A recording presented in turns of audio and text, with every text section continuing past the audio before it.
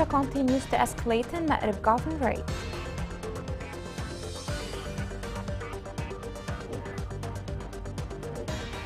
The United States accuses the Houthis of blocking delivery of the humanitarian aid.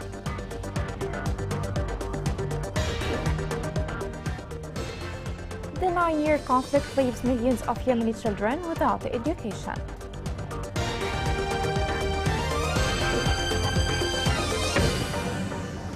Welcome to Yemen Today TV. This is the English news with me, Roshan Fuad.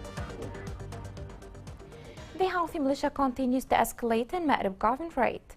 Reports indicate that the rebels are mobilizing troops around the city and keep targeting the government forces' sites with drones and ballistic missiles. This comes amid intense regional and international diplomacy to push the peace process in the country. This report has more details. 3 government officials reported that the Houthis were assembling large reserves of military equipment and fighters outside Ma'rib at the time of the missile attack. Yemen's military has sent heavy weapons to the city's outskirts to defend against the approaching invasion. According to local government sources, Houthis who are backed by Iran launched 2 missiles at Ma'rib as they gathered numerous fighters and military instruments outside the city. 2 missiles landed between Tadween and Al-Shabwani, north of Ma'rib, near a military site and a refugee camp for the displaced, according to a military official with Yemen's Armed Forces Guidance Department. He added that the missiles exploded in an open area in Ma'rib without causing any injuries. In early 2021, Houthis began a significant military offensive against Ma'rib. This resulted in the deaths of thousands of fighters and civilians, and it was widely denounced locally and internationally. The Houthis were unable to take control of the city and its oil and gas fields, forcing them to call a halt to military operations. The Yemeni government maintains that it will honor its commitment to international mediators to de-escalate in Ma'rib and the other flashpoint regions of the country, but will respond to any military operations. According to government officials, Houthis have mobilized forces around the borders of Lahj and Al-Dala, as well as in Ma'rib. He further stated that the government is prepared to repel any attack. Experts in Yemen believe that the Houthis have relocated significant military instruments outside Ma'rib by taking advantage of the Arab coalition's stopping of bombs as part of the truce. The Houthi militia kidnapped about 15 people in Al-Hada district, the Ma'rib Governorate. Sources said that local residents have been working to neutralize the village from any ideological or political conflicts. According to the sources, the militia members, after their arrival in the village, began printing pictures of the militia leader in the school.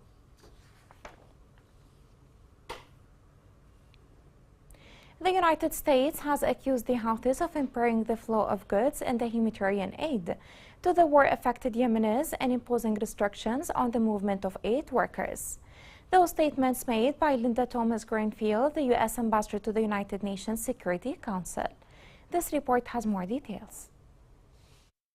The U.S. emphasized that Yemenis are eager to see progress on peace efforts and urged all Yemeni parties to engage with the UN Special Envoy and to constructively participate in future Yemeni negotiations. According to U.S. Representative to the UN, Ambassador Linda Thomas-Greenfield, the Houthis continue to impede oil exports, aggravating Yemen's humanitarian and economic crises. At a UN Security Council briefing on Yemen, the U.S. ambassador stated that certain Yemenis continue to face and even intensify limitations on the flow of products, such as Houthis' obstruction to the sale of cooking gas and the transfer of other goods from South Yemen to the north. She added that the Houthis have continued to block oil shipments, which has made Yemen's humanitarian and economic crises worse. Some Yemenis are suffering from continued and even increased restrictions on the flow of goods, including Houthi impediments to the sale of cooking gas and to the movement of other goods from southern Yemen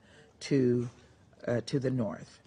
The Houthis also continue to block oil exports, further exacerbating the Yemen's humanitarian and economic crisis. Yemenis are rightfully anxious to see progress on peace efforts. Progress will require the Yemeni parties to come together to negotiate complex issues like the use of Yemen's sovereign resources to pay public salaries. We urge the parties to cooperate with the UN Special Envoy and to meaningfully participate in future Yemeni talks. The United Nations Security Council approved a resolution extending the UN mission to support the Hodeidah Agreement's mandate to July 14, 2024, for an additional year. Later, the U.S. envoy praised the UN for its updates and insistence on resolving the Safer oil tanker with the UN Development Program, despite the fact that much more work needs to be done. According to Ms. Linda, the Safer operation serves as an example for international cooperation in Yemen. She urged keeping things moving forward and getting the extra $25 million required to finish both phases of the Safer operation. Additionally, the U.S. representative urged private contributors to help the UN plan to prevent a disaster. The UN's humanitarian response in Yemen remains dangerously underfunded, and cuts to assistance would have dire consequences for Yemenis at a time when famine conditions are poised to reemerge. Meanwhile, the 15-nation organization was informed by Hans Grunberg, the Secretary General's Special Envoy for Yemen, that the country and its people are still gaining the advantages of the longest period of relative peace since the start of the conflict. Gunmen assassinated the senior military leader in Taiz province. Security sources said that Captain Salah al-Amrani was killed in front of his house on the ring road in the center of Taiz by gunmen who were riding a motorcycle. The security sources indicated that al-Amrani died instantly, while the two gunmen managed to escape after carrying out the crime. Dozens of passengers were injured when a Houthi mine exploded in a car which was on a desert line in Al Jawf. Travelers resorted to alternative desert roads that exposed them to the dangers of mines planted in large numbers and running out of fuel. Local sources confirmed that dozens of passengers were injured in that incident.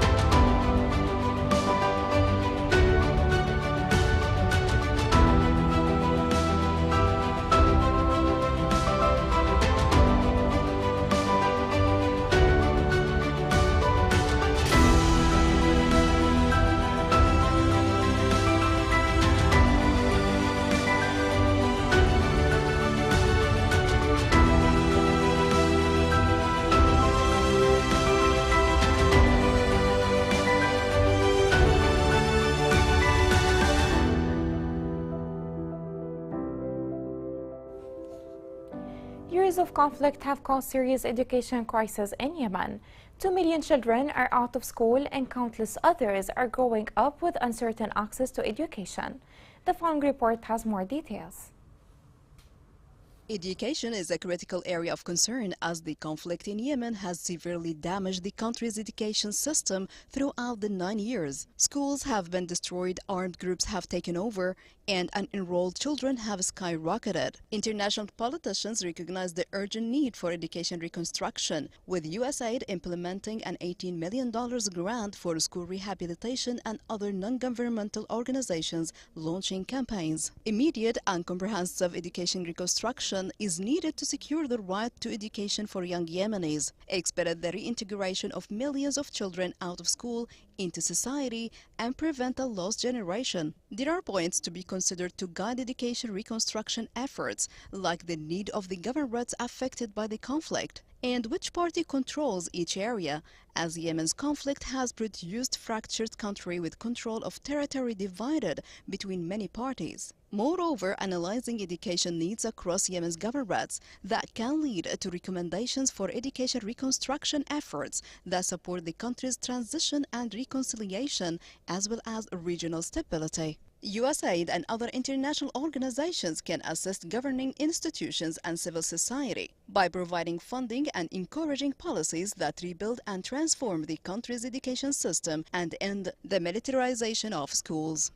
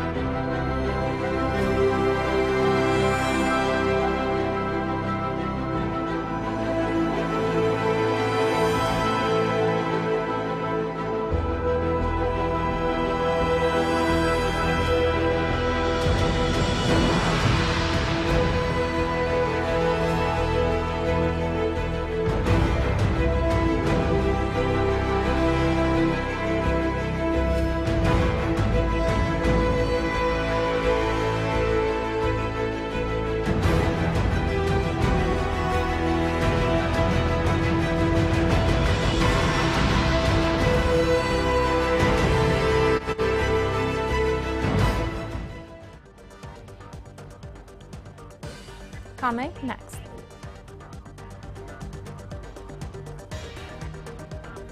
Yemeni currency continues devaluation amid government inaction for resolve it.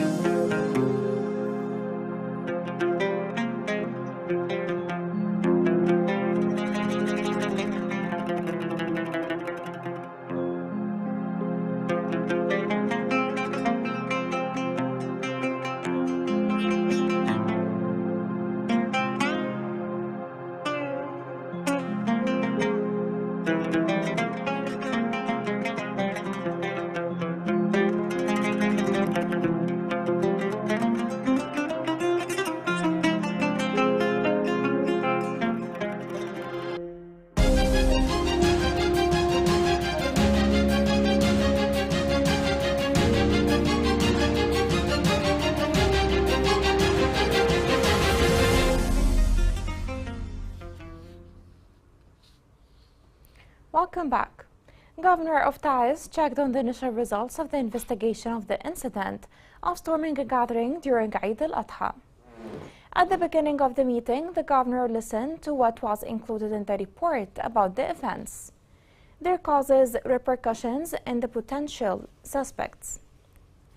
The committee reviewed the report, which included the actions and difficulties to complete its tasks. The streets in Aden witnessed demonstrations as a result of the power outage crisis. Demonstrators took to the streets of Aden to protest against the electricity crisis and the collapse of the local currency. They burned car tires and blocked roads, while Hadramaut Governorate also witnessed outrages. Demonstrations took to the streets of the city, condemning the electricity and services crisis.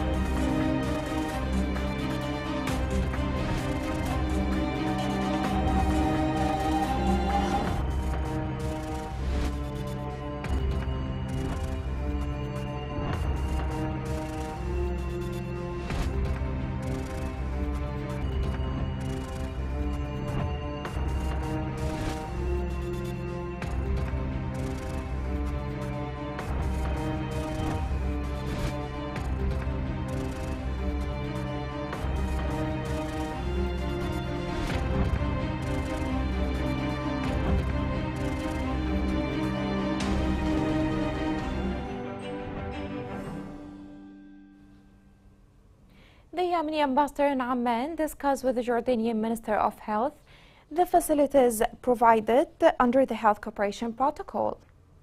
The ambassador presented a project to launch an electronic platform to facilitate Yemeni patients access to medical services provided in the kingdom to Jordan.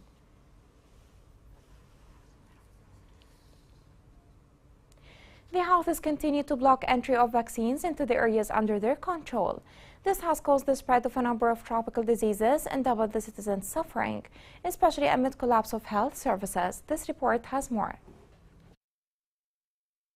Lack of trust in health facilities and aid organizations is a concern as people link expired aid incidents to the administered vaccines. Additionally, concerns about poor vaccine storage and handling contribute to the lack of vaccine campaigns in Yemen. Misleading information and perceptions such as the belief that vaccines will lead to death, introduce viruses and diseases, and cause infertility among Muslims contribute to fear and doubt. Yemen has experienced diseases spread during the 9 years of political conflict. A polio outbreak with hundreds of cases were discovered, besides measles cases which led to the death of many people, as well as dengue fever cases and suspected cholera cases. Diphtheria and pertussis cases are also on the rise, with deaths from each disease. The low uptake of vaccines is attributed to factors such as access to misleading information, lack of trust in health facilities and humanitarian organizations, polarization, and the absence of awareness campaigns. Britain's delegate Barbara Woodward criticized Houthis' anti-vaccine policy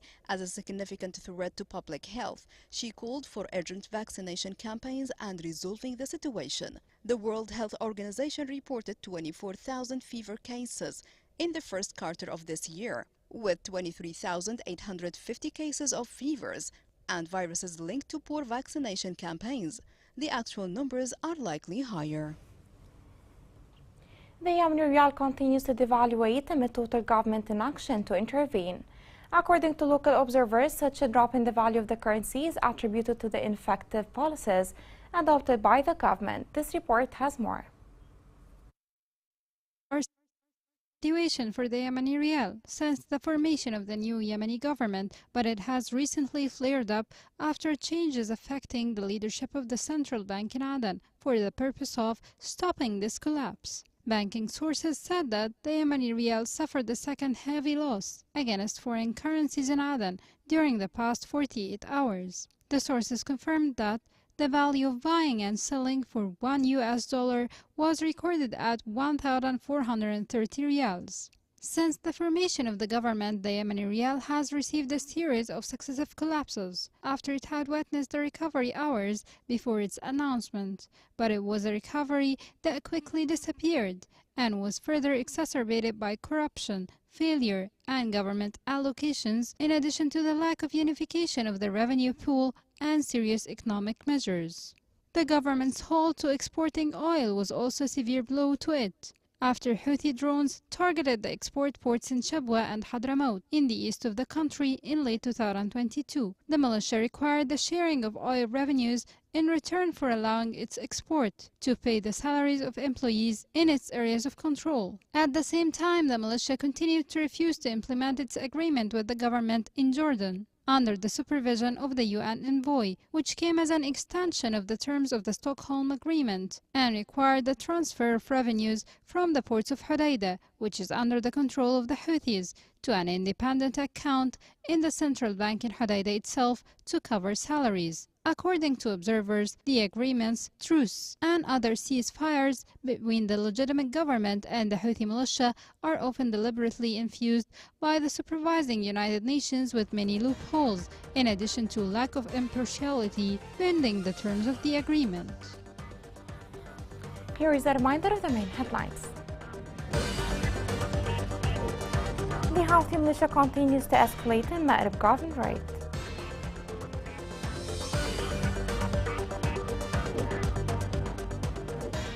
The United States accuses the Houthis of blocking delivery of the humanitarian aid.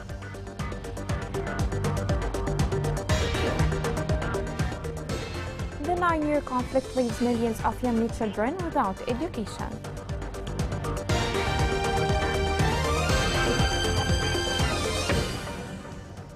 This is the end of the news. It was Roshan Fouad. Thank you for watching.